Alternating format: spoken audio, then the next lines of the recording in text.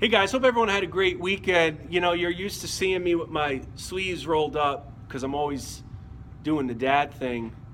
But today you see them rolled down because even though I'm in South Florida, like pretty much everyone else throughout the US this weekend, I was freezing my ass off, which I guess Democrat logic is because the earth is getting hotter, it results in colder weather. Not really sure how that all works. I'm not a scientist, but we'll get to that in a second.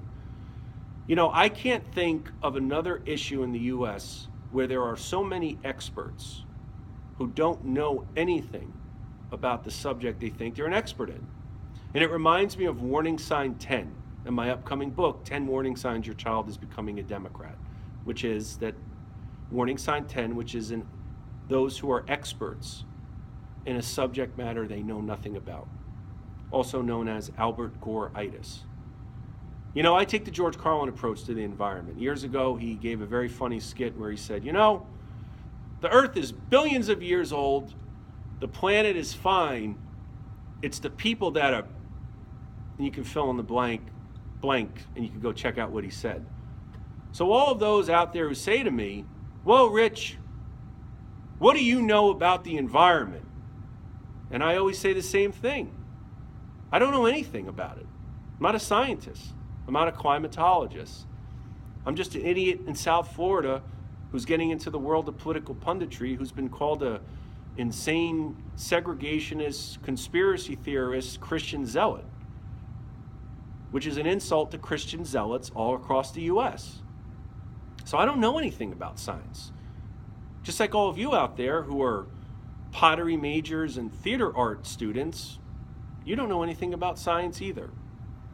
So instead of having a bunch of idiots debate an issue where we don't know anything about what we're debating, why don't we bring in scientists who say that it's settled science and have them in a civil debate against equally credentialed scientists who say, you know, we're not really sure. Now, the term settled science, that sounds to me a lot like you're going to go to hell if you don't believe in God and Jesus. And that's not a very nice thing to say to someone. I don't believe that. Just like I don't really think that most science is settled. Now, I know according to Dems and their voters and the D-Mike Democrat media industrial complex, that somehow makes me an anti-science person. But that couldn't be further from the truth, folks. All I'm saying is we never get the other side. We don't get to hear from other scientists who question this data. Why? Because this is one of the ways that the Dems, their voters, and the D-Mike lie by withholding. They cover it up. They don't give airtime. They don't give pages in their newspapers to these scientists. Now, I'm sure throughout the course of many years, from time to time, we'll see it. But you know what I'd like to see? I'd like to see Al Gore go up against some of those scientists. If you go and put in YouTube, Al Gore debates weather science expert, you know how many hits you'll find? 0. Why? Because Al Gore doesn't need to defend his data. He just goes and says it, and he has millions of people who go and buy it up, hook, line, and sinker.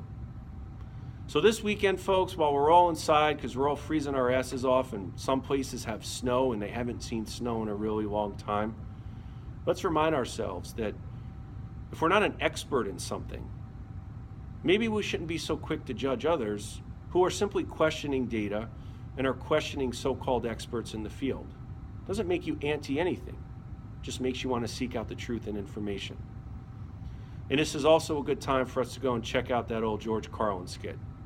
The planet is fine, folks. It's the people that are blanked. Until next time, thanks for watching. Talk to you guys later.